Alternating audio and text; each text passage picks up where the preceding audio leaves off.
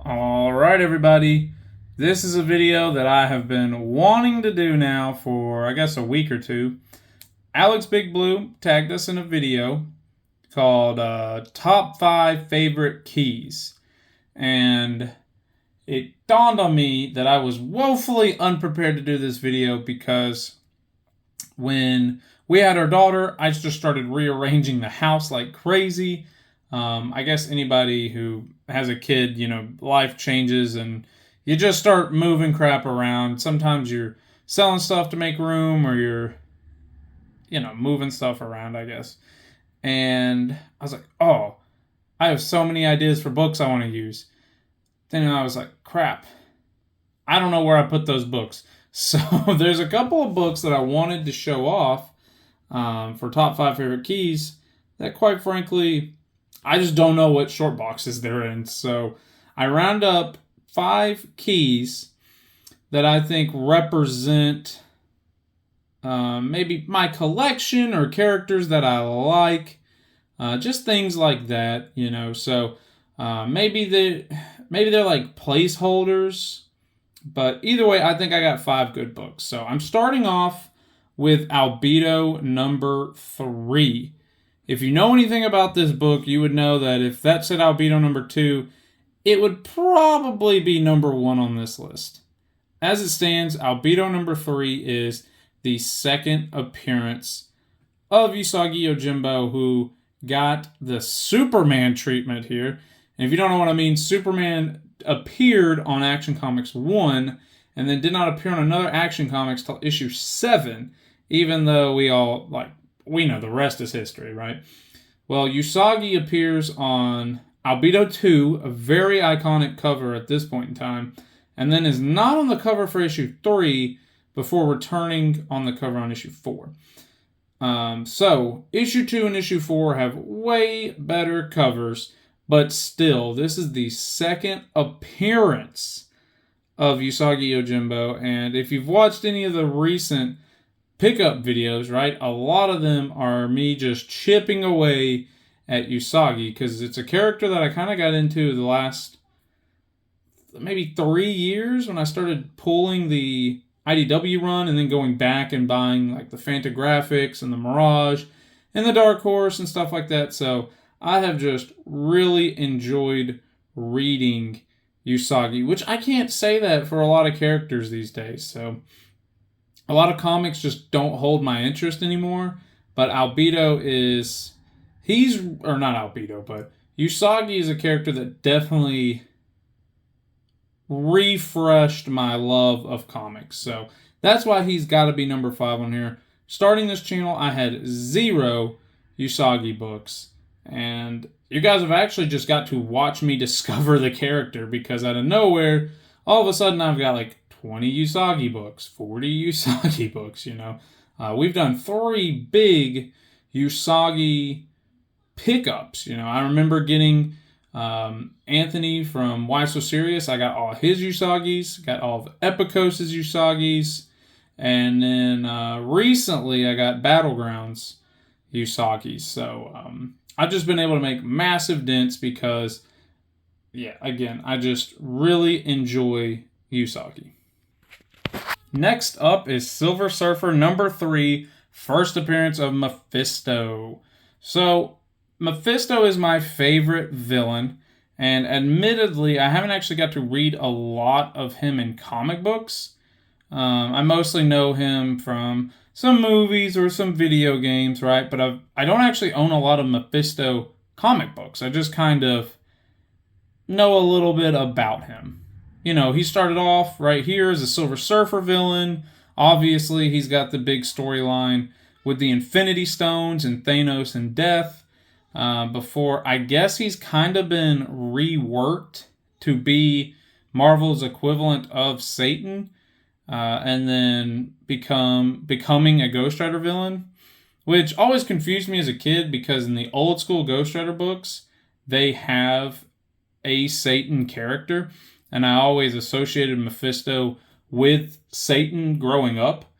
But I guess over time, he's kind of been reworked to be a Ghost Rider villain, because he's actually starts off as a cosmic villain, right? So that was always interesting to me growing up. I gotta give the edge to Silver Surfer over Albedo 3, mostly because of the cover. This cover is awesome. And yes, the OG Silver Surfer run has a couple of iconic Silver Surfer covers, like 1 and 4 come to mind. 3 obviously is a really good Silver Surfer cover. And when I started the channel, this was one of my goal books. Again, we won't use the word grail, but this was one of my goal books because Mephisto was one of my favorite villains growing up. And this was a book that I never thought I would own. And Jessica's brother had it, and he made me an offer I could not refuse. And I left his house with this book. And it was one of my goal books that I got to mark off the list. So you got my favorite villain, iconic cover, and I guess a sentimental backstory, so to speak. You know, getting it from family, always nice. So yeah, this book clocks in at number 4. All right, coming in at number 3 is Daredevil number 2. This is when I start to get excited about some of the books we're talking about. Yes, I love that Mephisto and that the Albedo, but dang, look at this. Here comes Daredevil, the Man Without Fear, number 2. This is the second appearance of Daredevil, the second appearance of Electro. By far one of the oldest books in my collection. And look at this book, man. This book, normally we say, that just means it's well loved, it's well read. No. Look at that. This book's got BB gunshots in it. They shot up poor old Daredevil. He never saw it coming. Okay, I couldn't pass that up. Yes, some guy took this book out in his yard and just used it at target practice. But still, this just blows my mind, guys. Reggie Collects actually put out a video called... okay, I don't remember what it's called, but he just put it out at this point in time, maybe a week to 2 weeks ago, talking about how ridiculous no grade or low grade is better than no grade.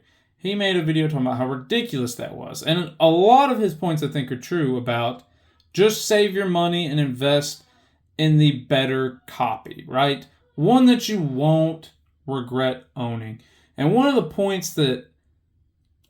counterpoints is, if it's a book I go into it saying, look, the only way I'm going to afford this book is if I buy a beat up copy.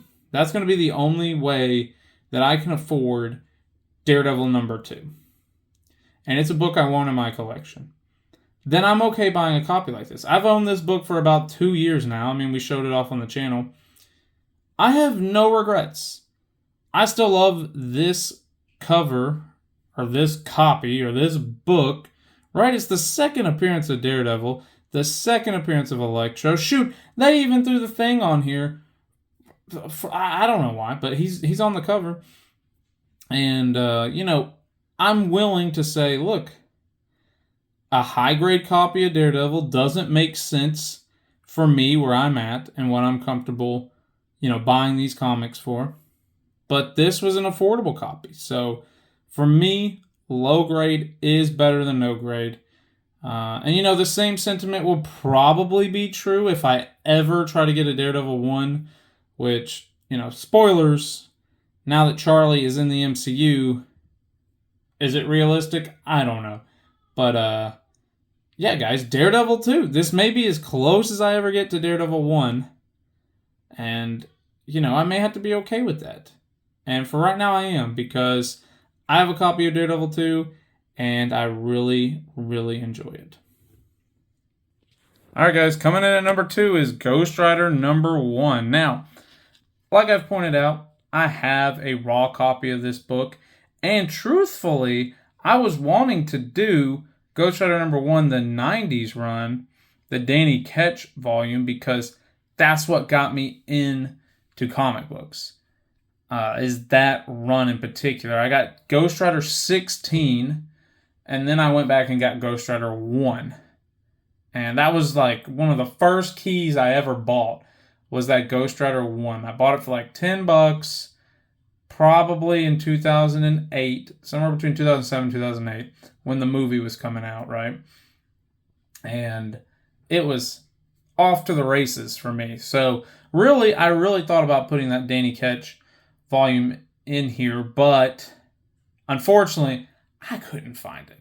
My volume 2 of Ghost Rider is in some short box somewhere in the house that I'll probably find after making this video, but really I didn't want to keep putting this video off because I already had plans to do it last week, and now here we are. And I really wanted to get it out. So I'm using this copy of Ghost Rider 1 because, again, Ghost Rider is what got me into comic books.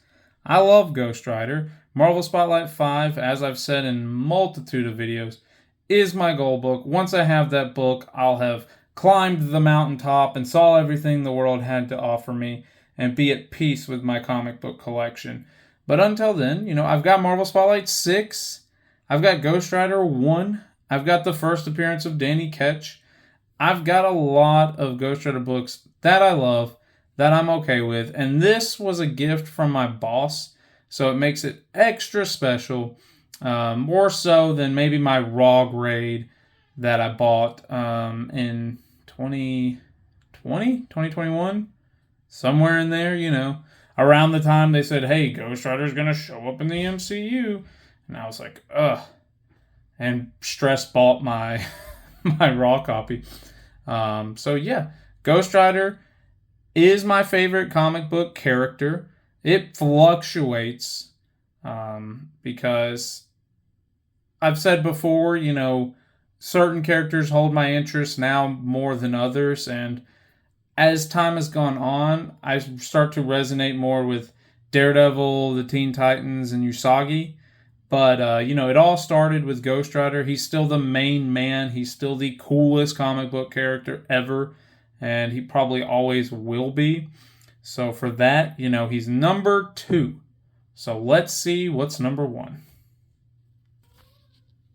Yeah, number 1 is an interesting one. DC Comics presents Superman and Green Lantern number 26. So for those of you that don't know, this is why this book matters.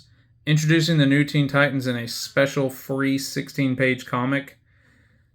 So that's interesting, right? The Teen Titans, not the OGs, right? So not Robin, not Kid Flash, or Aqualad, or Speedy. Not those guys, right? Or Wonder Girl. But Starfire, Cyborg, and Raven. Right, so not even Beast Boy, right? Beast Boy's doing Doom Patrol stuff.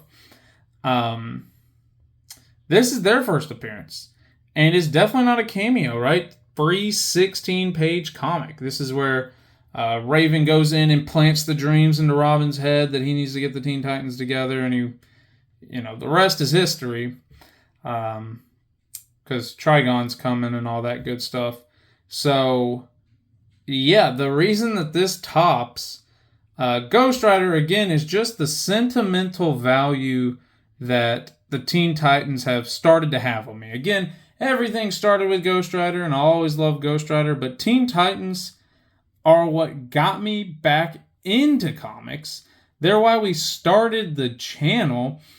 So, for those of you that don't know, I know this video is getting way too long, but again, we talk about comics here, so that's what I'm doing.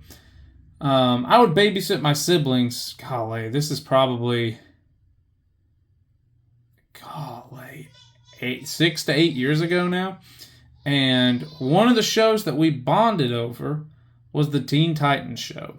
I had watched it growing up. I'd always loved the Teen Titans from the TV show, but I never really read their comics. Well, again, like I was saying, this is how me and my siblings bonded. We would watch the Teen Titans cartoon on Netflix or whatever it was, and this comic book shop had opened up in Cartersville. In fact, some of our earliest episodes, some of our earliest content is going comic book hunting down in Cartersville. And I would go there and I would buy Teen Titan comics, and I'd come home and show them to my siblings, and we'd talk about the characters because a lot of them look different than they do on the show, right? Like Gizmo's like an old, he's like an old dude in the comics, whereas he's like a young, hip, bratty kid in the show. So we would just bring the comics home and kind of look at them.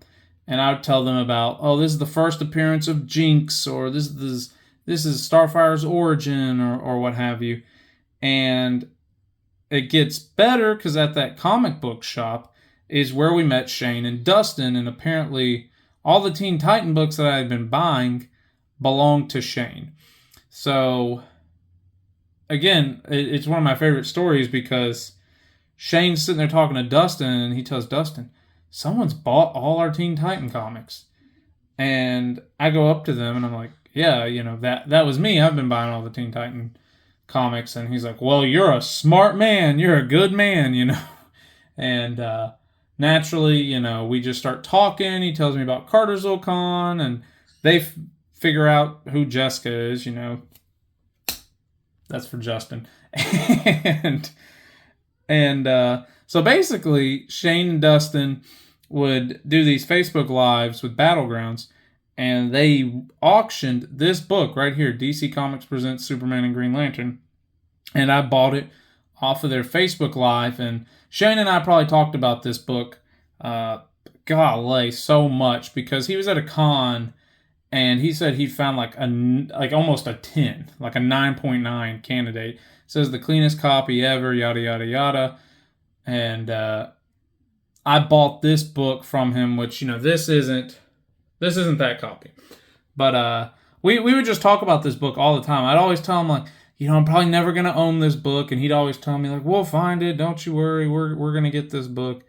And they found it, and, I bought it off the Facebook Live. But this was a book that Shane and I really bonded over. And, of course, Shane is no longer with us now.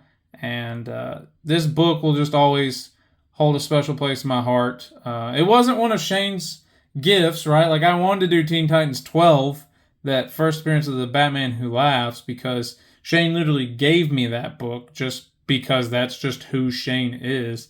This wasn't one of his AOKs, but this was probably one of those books that Shane and I talked about probably every other day, because he loved Teen Titans, I love Teen Titans.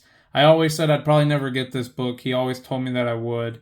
So, I do want a nicer copy, don't get me wrong, but this is one technically Shane sold me, So, for that, I had to give it number one. I love Teen Titans. They are my favorite team, right? And I just love the characters. It was a character that a group that Shane and I would literally talk about probably every day. Like, no joke. We both love Teen Titans, and this was a book we bonded over. So, for that reason, it'll be number one probably for a while. But, those were my 5 favorite keys, guys. I just love every book that you've seen. And, Justin and I were joking about needing honorable mentions, and I told you guys, like, Teen Titans 12 and the first appearance of Danny Ketch and stuff like that. I love those books as well. Those are books I love. My first graded book was Ghost Rider 2. The first major book I bought from a con was the first Nightwing, the Tales of the Teen Titans. So those are all books that have very special places in my heart. Just cool factor, first Carnage or first Hobgoblin. Like, man, I love that cover. But these books all either, like I said, describe my collection or a little bit about me and my history. I've been collecting comics now, I guess, for about 15 years, which is kind of weird to think about. But yeah, guys, these are the books that I love. So I don't necessarily have anyone to tag. I've been kind of out of the loop, and AlexBigBlue already did one. I don't know who all has done one. So yeah, that's all I got, guys. Like, comment, subscribe. Y'all know the deal. Like I said, if you haven't already, checked out AlexBigBlue. He's the one that encouraged us to do this video. So yeah, thank you guys so much for watching, and we'll see you in the next one.